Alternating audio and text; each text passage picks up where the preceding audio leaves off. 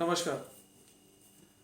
मेरा नाम है मुकेश और कॉमन इंडियन के इस वीडियो में आज मैं आपसे बात करने वाला हूं जो हमारे किसान भाई जो नया किसान कानून भारत सरकार ने बनाया है उसके खिलाफ जो दिल्ली से सटे तमाम बॉर्डर हैं उस पर जो आंदोलन कर रहे हैं, मैं उसके सिलसिले में आज इस वीडियो में आपसे बात करूंगा। देखिए, जो जहाँ तक इस बिल को मैंने पढ़ा है उसके हिसाब से मैं कोई बहुत बड़ा कृषि एक्सपर्ट नहीं हूँ, लेकिन जो मैं पढ़ पाया हूँ उसके हिसाब से मुझे ये पता है कि ये बिल किसानों को इस बात की स्वतंत्रता देती है कि अब वो अपने अनाज को मंडी के बाहर भी बेच सकता है और जो भी मूल्य वो निर्धारित करेगा, वो अगर किसी बिजनेसमैन को बेचता है तो बिजनेसमैन या कोई भी व्यापारी हो तो वो अपने हिसाब से उस फसल का दाम निर्धारित करके बेच सकता है। और अगर मान लीजिए, मैं एक छोटा सा आपको एग्जांपल देता हूँ कि अगर धान है या गेहूं है या बाजरा है, ज्वार है, सब्जियां हैं, जो कुछ भी हैं, ये जो कोई भी फसल है, अगर वो बेचता है तो वो जिस दाम पे निर्धारित करेगा अपने फसल को बेचने के लिए, वो फसल उसी दाम पे बाद में व्यापारी उसके खेत से लेके जाएगा, खुद ढोकर लेके जाएगा। तो किसानों को एक विकल्प सरकार दे रही है।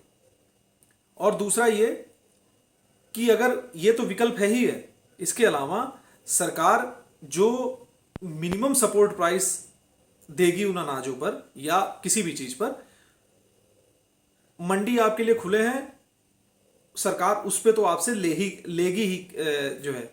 तो किसानों के पास ये दोनों ऑप्शन खुले हुए हैं कि किसान या मंडी में जाके बेचे या बाहर जाके बेचे। पहले क्या होता था, पिछले 70 सालों से यही देखते आ रहे हैं कि सबसे ज्यादा अगर दुखी कोई वर्ग है तो वो किसान ही है, क्योंकि वो देश के लिए अनाज पैदा करता है और वही बेचारा परेशान रहता है।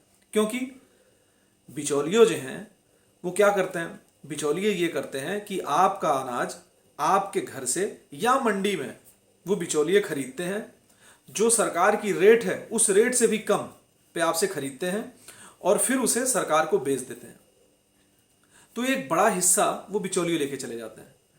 इस कानून में किसानों को इस बात का विकल्प दिया है, उनको पूरी तरह से छूट दी हुई है कि अपने हिसाब से, अपने सुविधा के हिसाब से वो अनाज बेचें। जरूरी नहीं है कि बस मंडी एक जगह रह गई है, सरकार को ही बेचना नहीं, आप बाहर भी जाके कहीं बेचिए, जो पहले होता था। तो इस बात का लाभ है। अब दूसरी बात करते हैं, दिक्कत कहां पर है। दिक्कत इस बात की है कि इससे बिचौलियों की बैठी बिठाई आमदनी जो इतने सालों से वो कर रहे हैं वो बर्बाद हो जाएगी। बर्बाद किस तरह से होगी, देखिए मैं आपको बता रहा हूं, ज्यादा बड़ा उदाहरण नहीं दूंगा। एफसीआई की वेबसाइट पर आप जाकर इस बात को चेक कर सकते हैं कि एफसीआई ने अकेले पंजाब में 3,500 करोड़ रुपए इन बिचौलियों को दिए हैं। उसकी वेबसाइट से आप बिल्कुल निकाल सकते हैं इस बात को, और मैं कोशिश करूंगा कि डिस्क्रिप्शन में उस तथ्य को डाल सकूं। तो 3,500 करोड़ मतलब किस तरह से दिए, वो इस तरह से दिए कि 450 रुपया प्रति टन बिचौलिया जो है सरकार से कमीशन लेता था अनाज के बदले, कि देखिए भाई हम आपको 1 टन अनाज दिलवा रहे हैं। दूसरा, बोरियों पे अलग, ढुलाई पे अलग और मजदूरी के अलग। तो ये बैठी बिठाई आमदनी थी। और किसान जो दिन रात तपता है, दिन रात खपता है अपने खेतों में, वो बेचारा एक छोटा सा हिस्सा लेके चला जा रहा है और सरकार जो देना चाहती है पूरी तरह से वो ले भी नहीं पाता था। तो इस चीज के ये बिचौलियों को समझ में आ गया है कि इस कानून के बाद ये चीज हमारी ये जो कमाई है, ये जो सोने के अंडे देने वाली जो मुर्गी है, अब वो मर जाएगी। ये बात उनको सता रही है। तो अब वो करें तो क्या करें भाई।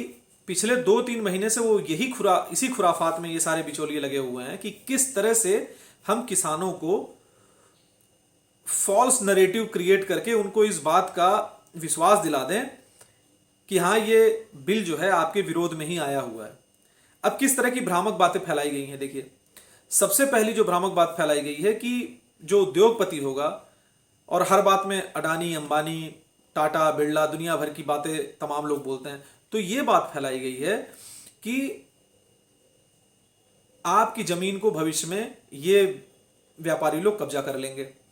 दूसरी बात ये कि औने पौने दाम में आपके अनाज बाहर खरीद लिए जाएंगे, मंडियां खत्म कर दी जाएंगी, एमएसपी की कोई गारंटी नहीं रहेगी। सबसे पहली बात तो मैं आपको बता दूं कि एमएसपी जो निर्धारित है, आप चाहे बाहर बेचें अथवा ना बेचें, एमएसपी पे तो सरकार आपसे खरीदेगी ही खरीदेगी अनाज। तो ये किसान के ऊपर निर्भर है। उसको विकल्प दे दिया है कि अब आपका जहां मन करे आप एक्सपोर्ट करिए, आप दुकानदार के पास जाके बेच दीजिए, आप आढ़ती को भी बेच दीजिए, या आप किसी बिजनेसमैन को बेच दीजिए। एमएसपी तो है ही। अब दूसरी बात है कि लोग कहते हैं कि एमएसपी पे गारंटी चाहिए। एक मुद्दा ये जो आंदोलन का एक हिस्सा है, किसान कह रहे हैं कि हमें एमएसपी पे गारंटी चाहिए। मुझे एक चीज बताइए, एमएसपी पे गारंटी आज तक मुझे जहां तक लगता है, मेरे ख्याल से गन्ने पे ही एमएसपी की गारंटी रही है हर स्टेट में लगभग। आप बताइए कि गन्ना किसान से ज्यादा पीड़ित कौन सा किसान होगा? सबसे ज्यादा पीड़ित गन्ना किसान है। और मुझे ये नहीं समझ में आ रहा है, ये मेरी अपनी व्यक्तिगत राय है, ये सबकी नहीं हो सकती, मेरी अपनी व्यक्ति कि एमएसपी की गारंटी की बात अगर करें तो गारंटी किस बात की चाहिए? भाई मैं कह रहा हूं कि जो निर्धारित है एमएसपी, वो एक उससे कम पे भला आपसे कोई कैसे खरीदेगा जब आपके पास विकल्प हो गया है। और अगर नहीं आप बाहर बेच रहे हो तो आपके पास पहले की तरह मंडी तो है ही, आप मंडी में एमएसपी पे बेचेंगे ही बेचेंगे अपने अनाज को। और मैं फिलहाल आपको एक बात बता दूं कि मंडी जो दूसरी बात, जो मंडी खत्म करने वाली बात, जो एक भ्रामक बातें फैलाई गई हैं, मंडी कैसे खत्म? मंडी तो पूरी तरह से राज्य के अधीन होता है, वो कैसे खत्म हो जाएगी? वो कैसे खत्म हो जाएगी? और किसान जो है वो क्यों एमएसपी से कम दाम पे अपना अनाज बेचेगा जब उसके पास जब उसको एक विकल्प दिया गया है? तो ये सारी की सारी एक भ्रम की स्थिति फैलाई गई है। और मुझे ऐसा लगता है कि किसानों को इन बिचौलियों के बातों में नहीं आना चाहिए, क्योंकि ये सिर्फ और सिर्फ अपना गंदा खेल खेल रहे हैं। और ये जान लीजिए, जो जहां तक मेरा अपना समझना हुआ है वो ये है कि ये पूरी तरह से कुछ पार्टियों के अपने राजनीतिक दिवालियेपन से बचने का एक बहाना उनको मिल गया है कि इसी बहाने हम अपने लक्ष्य को साध लेंगे और वापस राजनीति पे अपनी पकड़ कर लेंगे। देखिए, पंजाब, जहां तक पंजाब की बात बता दूं, क्योंकि सबसे ज्यादा जो ये आंदोलन का सबसे बड़ा हिस्सा है वो पंजाब की तरफ से है। पंजाब में पंजाब की राजनीति बहुत हद तक मंडियों से बहुत ज्यादा जुड़ी हुई है, क्योंकि पंजाब का जो किसान है वो सीधे मंडियों में ही अपना अनाज बेचता है। और जो पार्टी मंडियों में सबसे ज्यादा काबिज होती है, वहां मंडियों के चुनाव होते हैं, जो मंडियों में सबसे ज्यादा काबिज होती है वही सत्ता के सबसे करीब होती है। तो यहां पे ये बात भी आप देख सकते हैं कि केंद्र में जो नेशनल डेमोक्रेटिक अलायंस और भाजपा की जो सरकार है, उसके इस कदम से उनको कहीं ना कहीं रसातल में जाने का अंदेशा हो गया है, जिससे वो अपने वोट बैंक को बचाने के लिए और दिवालियेपन से बचने के लिए इस कहानी को उन्होंने गढ़ा और ये भ्रामक तथ्य फैला दिए।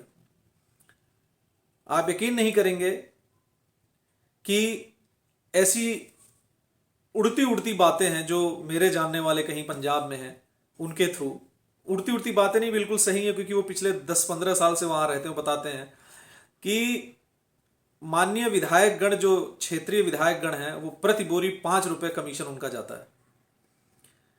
तो आप सोचिए कितनी बोरियां जाती होंगी अनाजों की और कितने पैसे आते होंगे। ये खेल है वहां का। और इस वोट बैंक को साधने के लिए एक बड़ा वोट बैंक है किसान, जो कि पिछले आजाद भारत, जब से भारत आजाद हुआ है तब से किसान को ही सबसे ज्यादा अगर ठगा गया है तो किसान ठगा गया है। तो उस मेजॉरिटी को वापस पकड़ने के लिए ये सारा खेल हो रहा है। जो कल तक सरकार में बैठे थे उन्होंने भी अ, सरकार से वो बाहर निकल गए, और कोई पद्म विभूषण का अपना तमगा भी सरकार को वापस लौटा दे रहा है। तो सारी कहानी पूरी तरह से ये राजनीतिकरण ही है, और एक किसान वर्ग की अपीजमेंट है कि कैसे उनको सही चीजों से भटका के उनको उनके मन के अंदर एक डर बिठाकर अपनी बैठी हुई राजनीति को, अपने लुप्त हो जा रही राजनीति को वापस चमका लेने का एक सधा हुआ सटीक प्रयास है। आप भला मुझे देख लीजिए कि 100 में से 90%, जो मैं आंदोलन की बात कर रहा हूं, 100 में से 90% से ज्यादा अगर कोई किसान है तो पंजाब की तरफ से आया है। और भी हमारे किसान भाई हैं जो आंदोलन कर रहे हैं यूपी से, दिल्ली से सटे हुए बॉर्डर पे, लेकिन सबसे ज्यादा कहां से आया है? सबसे ज्यादा यहीं से आया है। तो उसके पीछे कारण है। मेरा सभी किसान भाइयों से यही निवेदन है कि इन बिचौलियों के भ्रामक बातों में ना आए। और ऊपर से और देखिए कि उसके बीच में, आंदोलन के बीच में खालिस्तान के झंडे लहराए जा रहे हैं, भिंडरानवाला के गुणगान गाए जा रहे हैं। कनाडा में और यूनाइटेड किंगडम में जो वहां के सांसद हैं, जो भारतीय मूल के हैं, जो वहां पे जाके बसे हुए हैं, वो सरकार के इस कदम के खिलाफ उठ के वहां पे हंगामा कर रहे हैं। विदेशों में प्रोटेस्ट निकाले जा रहे हैं। ये पूरी तरह से देश को डिस्टेबलाइज करने का एक बहुत बड़ा षड्यंत्र हो रहा है। किसान बहुत समझदार हैं। किसानों को स्वयं समझना चाहिए कि किसमें उनका हित है और किसमें अहित है। आप लोग बहुत अच्छे से जानते होंगे, मैं भी एक किसान घर का बेटा हूं, मैं अच्छे से जानता हूं कि हमारे घरों पे भी सीधे हम लोग भी, हमारे पास ये विकल्प नहीं था। हम लोग अपने घरों से ही, हमारे घर पे भी आड़ती आते थे। अगर एग्जाम्पल के तौर पे 1400 रुपये अगर धान का कहीं पे यूपी में, अगर एमएसपी, एक एग्जाम्पल के तौर पे दे रहा हूँ, अगर एमएसपी था तो हम अपने घरों पे ही, आड़ती हमारे घर पे अपनी गाड़ी लेके आ जाता था, वो हमें 1100-1200 रुपये देके चला जाता था, प्रति बोरी 200 रुपये अपना मुनाफा भी लेता था वो। अब अगर हमारे पास ऑप्शन मिला है तो हम अपने अनाज को, अगर सरकार 1900 या 2000 रुपये करेगी तो हमारे पास ऑप्शन है, हम बोल देंगे हम तो 2500 रुपये बेचेंगे। जिस बिजनेसमैन को चाहिए हमसे लेके जाए, हमारे पास ये ऑप्शन रहेगा, हम ज्यादा अपने अनाज के ऊपर पैसे कमा सकते हैं। तो ये समझना होगा, आंदोलन करना जायज है, सरकार के खिलाफ आवाज भी उठानी जायज है, लेकिन आंदोलन के पीछे भारत विरोधी षड्यंत्र जो रचा जा रहा है वो बहुत गलत है। तो किसान भाइयों, आप सजग रहें और आप समझें कि ये बिल बहुत ही लाभदायक है आपके लिए और ये बहुआयामी साबित होगा। आप सदैव लाचार मत बन के रहिए। यह आपके पास स्वर्णिम मौका है कि कृषि प्रधान देश का कृषक भी धन के मामले में प्रधान बने। सरकार की बहुत अच्छी मुहिम है, सरकार ने बहुत अच्छा कानून बनाया है। हो सकता है कि उसमें कुछ चीजें अभी खराब लग रही हैं, कुछ हो सकता है त्रुटियां भी हों, जो हो सकता है मैं नहीं सही से पकड़ पा रहा हूं, लेकिन सरकार की मंशा बहुत अच्छी है।